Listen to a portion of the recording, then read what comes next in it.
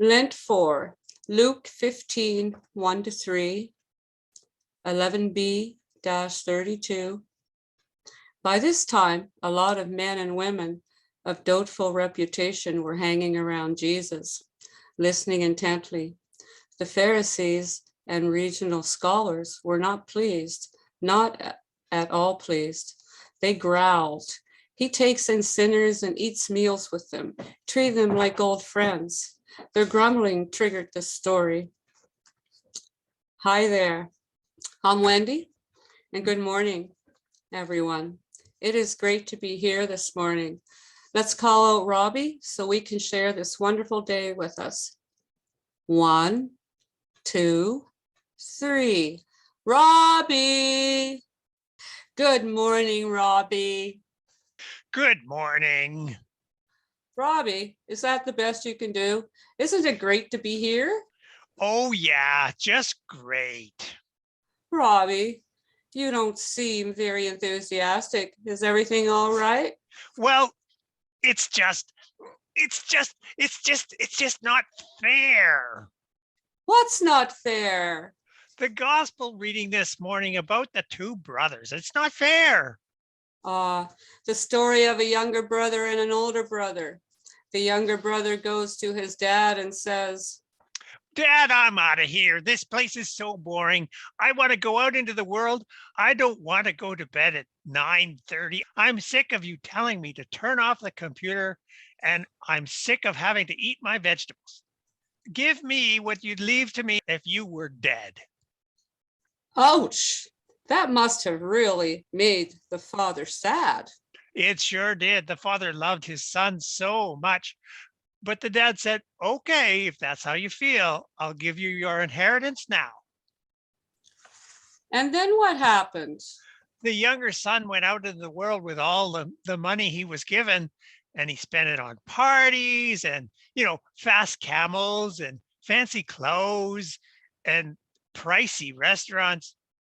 But when the money ran out, so did his friends, and the fast camels were repossessed. He found himself with nothing to eat, no place to stay, and the younger son realized that he'd made a mess of things, didn't he? He finally started to understand what the most important things in life are. You mean the love and care his father offered him? I guess so. The youngest son decided to turn his life around, go home, and beg for his father's forgiveness. Just let him sleep in the garage or in the backyard. He'd be happy just to eat whatever was thrown out in the green bin. But to everyone else's surprise, and I do mean you too, Robbie, the father saw his lost son coming down the road and ran to meet him. Before the son could beg his father's forgiveness, the father gathered him in a great big bear hug and smothered him with kisses, tears running down his cheeks. He was so happy, he yelled for the whole world to hear. My son was lost and now he is found. Let's party. Now, the older brother, the good brother, the dutiful brother, the one who never raised his voice, the one that never forgot to take out the trash, the one who did whatever his father asked him to do, he shouted, "It's not fair." I mean, he did everything his dad asked of him. I bet he felt, I never get parties to celebrate me. Oh, Robbie, is that why you're upset? You don't think it's fair that the father had a big party for the younger son? You bet your barnacles.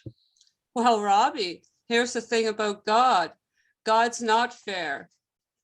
Not fair? What?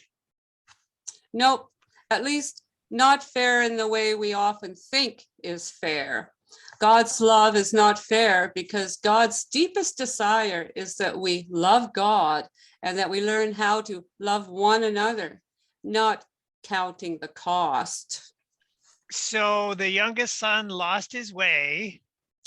And the older son lost his way too. Then the youngest son found his way back.